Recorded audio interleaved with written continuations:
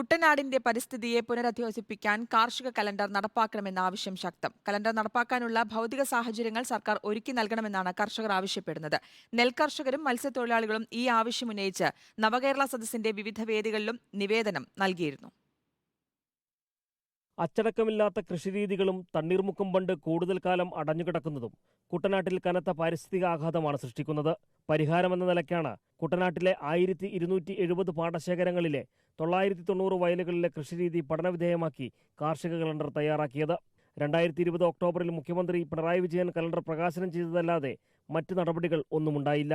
ഓരോ പ്രദേശങ്ങളിൽ കൊയ്ത്ത് ആരംഭിക്കുന്നതിന് മുമ്പായിട്ട് തന്നെ ഈ മെഷീനുകളെല്ലാം കൃത്യമായി എത്തണം, തൊഴിലാളികൾ കൃത്യമായിട്ട് കിട്ടണം, പ്രൊക്യൂർമെൻറ്റ് നടത്താനുള്ള എല്ലാ സംവിധാനങ്ങളും ഒരുക്കി കിട്ടണം.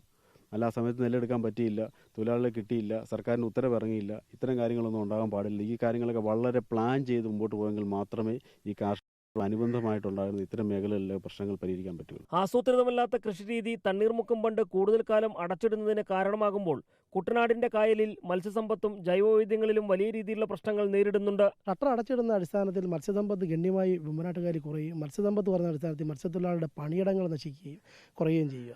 മറ്റ് മേഖല തേടി മത്സ്യത്തൊഴിലാളികൾ പോവുക. ഇപ്പോൾ തന്നെ 4-5 മാസമായിട്ട് വേമ്പനാട്ടുകായലിലെ മത്സ്യസമ്പത്ത് ഗണ്യമായി കുറഞ്ഞതിൻ്റെ അടിസ്ഥാനത്തിൽ പണിയില്ല തൊഴിലാളിക്ക്. കായലിന്റെ ജൈവവൈവിധ്യ സംരക്ഷണത്തിനും ഉയർന്ന ജൈവമലിനീകരണം നിയന്ത്രിക്കുന്നതിനും കൂടുതൽ കാലം ബണ്ട് തുറന്നിടുന്നത് അനിവാര്യമാണ്. കുട്ടനാട്ടിലെ പാരിസ്ഥിതിക സന്തുലിതാവസ്ഥ നിലനിർത്താൻ തണ്ണീർമുക്കം ബണ്ട് മുഴുവൻ സമയവും പരീക്ഷണാടിസ്ഥാനത്തിൽ തുറന്നിടണമെന്ന ആവശ്യത്തിന് വർഷങ്ങളുടെ പഴക്കമുണ്ട്.